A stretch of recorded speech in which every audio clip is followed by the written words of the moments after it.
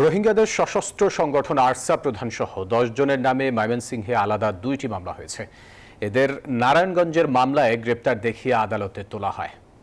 গত রবিবার নারায়ণগঞ্জের সিদ্ধিরগঞ্জ ও ময়মনসিংহ থেকে এদেরকে গ্রেপ্তার করা হয়। এদের মধ্যে ৪ জনকে গ্রেপ্তার করা হয় ময়মনসিংহ নগরের ব্যস্ততম এলাকা নতুন বাজার মোড়ের একটি ভবন থেকে। ব্যস্ততম এলাকায় কিভাবে থাকতেন আরসা সদস্যরা, দেখুন ডেস্ক রিপোর্টে। ময়মনসিংহ নগরের ব্যস্ততম এলাকা নতুন বাজার মোড়। এই মোড়ে ১৫ তলা গার্ডেন সিটি ভবনের ১০ তলার একটি ফ্ল্যাটে থাকতেন রোহিঙ্গাদের সশস্ত্র সংগঠনের ৪ সদস্য। স্থানীয়রা জানায়, ভবনটির ১০ তলার একটি ফ্ল্যাট থেকে ২ জন নারী ও ২ জন পুরুষকে আটক করা হয়। এ সময় তাদের সঙ্গে ছিল ২টি শিশুও।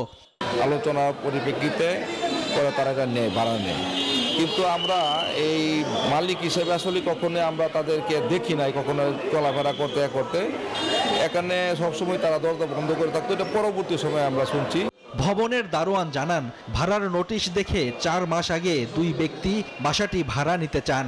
সম্পর্কে ২ ভাই বলে পরিচয় দেন তারা। এর মধ্যে একজনের নাম মনিরুজ্জামান। মালিকের সঙ্গে কথা বলে তাদের ভাড়া দেন তিনি। তবে আরসার প্রধান আতাউল্লাহ আবু আম্মার জুনুনিকে এই ভবনে আসা যাওয়া করতে দেখেননি কেউ।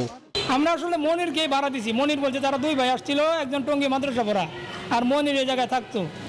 ভাড়া দেওয়া, সার্ভিস চার্জ দেওয়া, যা কিছু করা মনির সব কিছু বহন করছি। এই জন্য ওনার সাথে আমাদের কথা প্রয়োজন নাই। আর মহিলারা পর্দা করছি, ফ্ল্যাটের ভিতরে তো আমাদের যাওয়ার কোনো এখতিয়ার নাই। আর যেহেতু আমাদের একটা মামলা হয়েছে, আমরা তাদেরকে আইনি আদালতের মধ্যে পেয়ারের মাধ্যমে তাদেরকে শুনানি দেখবো এবং তাদেরকে জিজ্ঞাসাবাদের ঘটনার ব্যাপারে 10 দিনের রিমান্ড আবেদন করা হয়েছে। পুলিশ জানায়, এ ঘটনায় মঙ্গলবার ময়মনসিংহ কোতোয়ালি মডেল থানায় সন্ত্রাস বিরোধী ও বিশেষ ক্ষমতা আইনে পৃথক 2টি মামলা হয়েছে।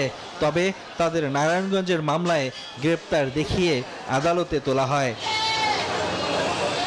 Desk report, news 24।